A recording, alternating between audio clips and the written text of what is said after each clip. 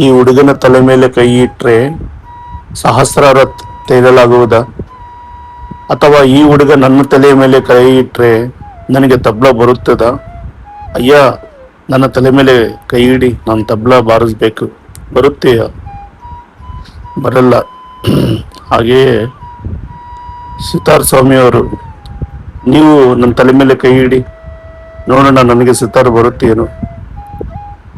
ಇದು ಭಸ್ಮಾಸುರನ ಕಥೆ ಅಲ್ಲ. ಭಸ್ಮ ಆಗೋಕೆ ಯಾರ ಕೈಯಿಂದ ಯಾರಿಗೆ ಆಶೀರ್ವಾದ ಇಡಕ್ಕೆ, ಶ್ರಾಪ ಇಡಕ್ಕೆ ಸಾಧ್ಯವಿಲ್ಲ. ಅದಕ್ಕೆ ನಾವು ಎಷ್ಟೋ ಮೇಕೆಗಳು, ಜೀವಹಿಂಸೆಗಳು ಮಾಡಿದ್ದೀವಿ. ಈ ಕರ್ಮಗಳೆಲ್ಲ ನಾವು ಪ್ರಕ್ಷಾಳನೆ ಮಾಡ್ಕೋಬೇಕಂದ್ರೆ ನಾವು ಧ್ಯಾನ ಮಾಡಬೇಕು. ಧ್ಯಾನ ಮಾಡೋದರಿಂದ ಎಲ್ಲ ಕರ್ಮಗಳೆಲ್ಲ ಪ್ರಕ್ಷಾಳನವಾಗುತ್ತೆ. ಅವಾಗೆ ನಮಗೆ ಆಶೀರ್ವಾದವಾಗುತ್ತೆ. ಯಾರ ಕೈಯಲ್ಲಿ ಅವರಿಗೇ ಆಶೀರ್ವಾದವಾಗುತ್ತೆ.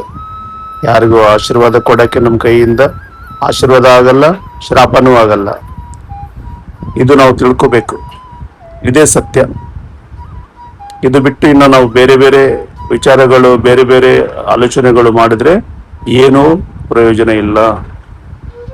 ಇದು ನಾವು ಸರಿಯಾದ ರೀತಿಯಲ್ಲಿ ಅರ್ಥ ಮಾಡ್ಕೊಂಡು ದಿನನಿತ್ಯ ಧ್ಯಾನ ಮಾಡೋಣ.